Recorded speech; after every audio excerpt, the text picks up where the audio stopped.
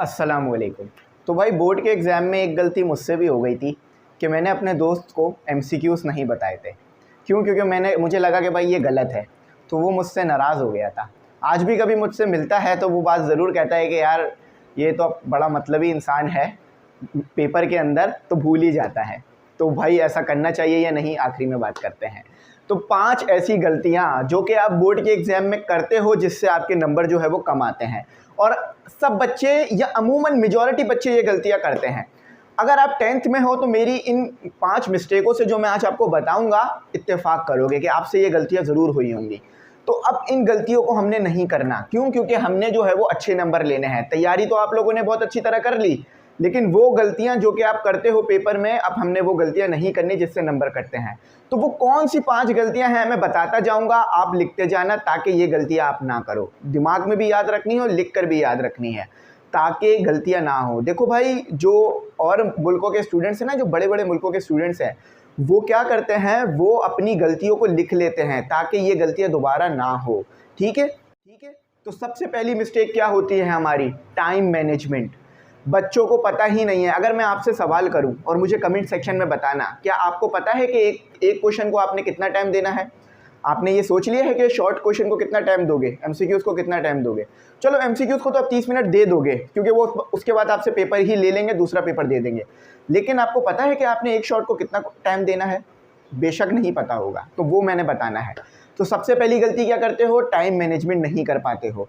मैंने बहुत से ऐसे बच्चे देखे हैं जो कि पेपर अच्छा कर सकते हैं, उन्हें पूरा पेपर आता है, लेकिन वो आके क्या कहते हैं, मुझसे 2 शॉर्ट रह गए, 1 लॉन्ग रह गया।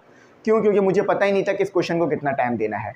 देखो, अगर आप शॉर्ट का जवाब पूरी कॉपी पे भी लिख दो ना, जितनी भी आपको बोर्ड की कॉपी मिली है उस पूरी कॉपी पे शॉर्ट का जवाब लिख कर आ जाओ, एक शॉर्ट क्वेश्चन का, तो भी आपको सिर्फ उतने ही नंबर मिलेंगे जितने वो नंबर का क्वेश्चन था। 1 नंबर भी ज़्यादा नहीं मिलेगा, बल्कि 0.1 नंबर भी ज़्यादा नहीं दिया जाएगा। तो इसीलिए आपने टाइम मैनेजमेंट करना है। शॉर्ट क्वेश्चन को 5 मिनट 10 मिनट के ज़्यादा टाइम नहीं देना। 10 मिनट लास्ट है, 10 मिनट से ज़्यादा टाइम आपने शॉर्ट क्वेश्चन को नहीं देना। ठीक है। और आपने जैसे ही आपका आंसर आपको हो जाए कि हाँ पूरा हो गया है, कुछ का आंसर आपके पास एक पेज में आ जाता है, कुछ का आधे पेज में, तो जैसे ही आपको लगे आपका आंसर हो गया, दूसरे क्वेश्चन पे चले जाओ। एक क्वेश्चन पे अपना टाइम से आया ना करो। 1 घंटा पहले या पूरे 1 घंटा आपने लॉन्ग क्वेश्चंस को देना है, ठीक है, शॉर्ट कंप्लीट करके। तो पहली गलती क्या है? Time management. आपको पता होना चाहिए शॉर्ट को कितना टाइम देना है, लॉन्ग को कितना टाइम देना है। दूसरी गलती क्या होती है?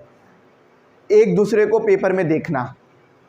ठीक है, रुक रुक कर, पेपर रोक रोक कर बार बार एक दूसरे को देखना कि हाँ भाई इसने कितना कर लिया, हाँ भाई हो गया, नहीं हुआ, अबे यार मेरे को तो खुद नहीं आ रहा, अच्छा उसको देखना है उसने कितना कर लिया। तो भाई नो डाउट आपका दोस्त भी आपके साथ ही होता है बोर्ड के पेपर में, लेकिन आपने अपने पेपर पे ध्यान देना है क्योंकि आप वहाँ पर बोर्ड एग्ज़ाम में दोस्ती निभाने नहीं जा रहे हो, जो पूरा साल पढ़ा है उसको जाकर लिखने जा रहे हो। तो इसीलिए इधर उधर नहीं देखना है। क्लास में कुछ भी हो रहा हो, चाहे क्लास में 2 बच्चे आपस में लड़ ही क्यों ना रहे हो, आपने कुछ नहीं करना, आपने बस अपने पेपर पे ध्यान देना है। एक दूसरे को बात करने से रोकने के लिए, क्लास में शोर ना करने के लिए, क्लास में टीचर्स मौजूद होते हैं, वो इस चीज़ का ध्यान देंगे। आपने पूरा ध्यान देकर पेपर में करना है। हाँ, जब शॉर्ट क्वेश्चन हो जाए तो आप 2-3 मिनट का गैप ले लो ताकि आपके जो हाथ वाथ में दर्द हो रहा है, सर में दर्द हो रहा है, वो ख़त्म हो जाए, फिर लॉन्ग करो। 2-3 मिनट से ज़्यादा गैप नहीं लेना, हर क्वेश्चन में गैप नहीं लेना है, तमाम शॉर्ट क्वेश्चन हो जाने पे। ठीक है। तो दूसरी गलती क्या करते हो? एक दूसरे को देखते हो, वो गलती नहीं करनी। अच्छा, तीसरी मिस्टेक क्या करते हो? तीसरी मिस्टेक ये करते हो कि इंक रिमूवर चलाते हो कॉपी के ऊपर और वाइटो चलाते हो।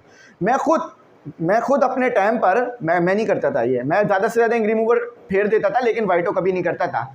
मैंने एक स्टूडेंट को देखा कि वो बोल रहा है कि भाई वाइटो है किसी के पास, वो उसने 15 मिनट वाइटो मांगने में खर्च कर दिए, फिर 10-15 मिनट तो उसने वाइटो करने में खर्च किए होंगे और फिर उसको लिखने में, तो पूरे 15-20 मिनट उसके यहाँ पर ज़ाया हो गए वाइटो मांगने में और ये सब कुछ करने में। तो आपने अपनी कॉपी पे ना ही वाइटो चलाना है ना ही इंक रिमूवर चलाना है। हाँ, अगर एक लाइन की गलती हो गई है, एक वर्ड की गलती हो गई है, तो इंक रिमूवर चला लो, और वाइटो तो बिल्कुल नहीं इस्तेमाल करना कॉपी के ऊपर, सख्ती से मना होता है, नहीं इस्तेमाल करा करो कॉपी पे वाइटो। ठीक है। अगर आपसे रोल नंबर लिखने में गलती हो गई है या आपसे एक कोई वर्ड लिखने में गलती हो गई है, आपको पता चल गया है, तो जल्दी से उसको मिटा के लिख लो, या चाहो तो पेन से काट कर उसके आगे लिख दो।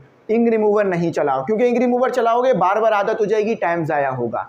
आप लिखते रहते हो, आपकी स्पीड बनी रहती है। आप लिखना छोड़ते हो, इंक रिमूवर इस्तेमाल करते हो, वाइटो इस्तेमाल करते हो, पहले उसका कैप खोलते हो, फिर उससे मिटाते हो, फिर दोबारा बंद करके दोबारा उल्टी साइड से लिखते हो। इस काम में आपके 3-4 मिनट निकल जाते हैं आराम से।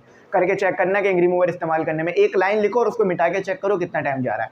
तो ना ही इंक रिमूवर इस्तेमाल करना, ना ही वाइटो इस्तेमाल करने में टाइम ज़ाया करना है। चौथी गलती क्या करते हो आप? चौथी गलती ये करते हो कि पेपर पूरा नहीं पढ़ते, डायरेक्ट आंसर देना शुरू हो जाते हो।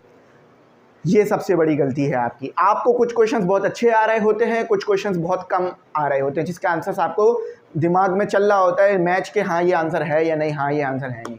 तो सबसे पहले अपनी कॉपी पे देख लो कितने आंसर्स आपको आ रहे हैं। जो आंसर सबसे अच्छा आ रहा है उससे स्टार्ट करो। कोशिश करो कि जो है वो नंबर से पेपर को करो, यानी ऐसा ना करो कि डायरेक्ट 7वां क्वेश्चन कर रहे हो, फिर दूसरा, फिर 5वां, फिर छठा। इससे अच्छा ये है कि पहले दूसरा करो, फिर तीसरा, फिर चौथा, फिर छठा, फिर 7वां, फिर 8वां, फिर 10वां।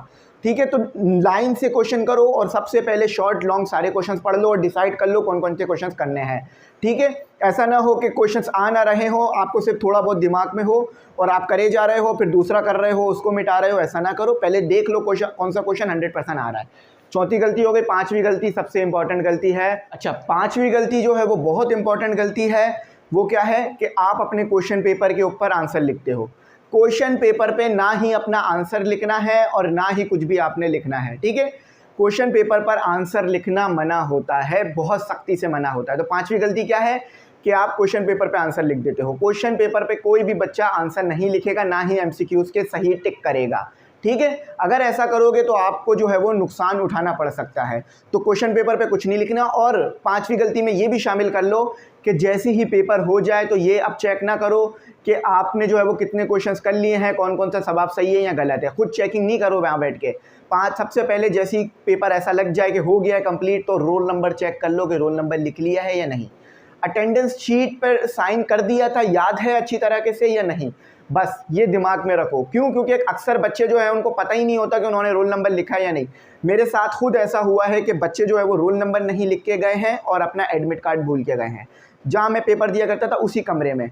तो फिर टीचरों ने बुला बुला कर जो है उनको ये करवाया है। और कुछ टीचर्स ने तो एडमिट कार्ड संभाल कर रख कर अगले दिन उन बच्चों को दिया कि भाई तुम अपना एडमिट कार्ड भूल गए। और वो बच्चे इतना परेशान हो रहे, ढूंढ रहे, इतना मुश्किल में आ गए। और अगर ऐसी गलती करोगे, एडमिट कार्ड खो दोगे, तो फिर आपको बहुत मुश्किल हो जाएगा, डुप्लीकेट बनवाने में बहुत टाइम जाएगा। और आपका जो है वो उस वक्त टाइम सिर्फ रिवीजन का होता है।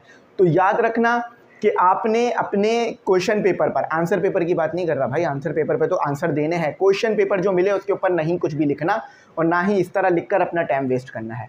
तो आई होप ये 5 गलतियां जो आप करते हो अब नहीं करोगे और इनको याद रखोगे पेपर करते वक्त, और जिसका आंसर सबसे अच्छा आएगा वो लिखोगे। तो कैसी वीडियो लगी, इन्फॉर्मेशन कुछ थी नहीं या नहीं, आपने वीडियो के कमेंट सेक्शन में जाकर मुझे ज़रूर बताना है।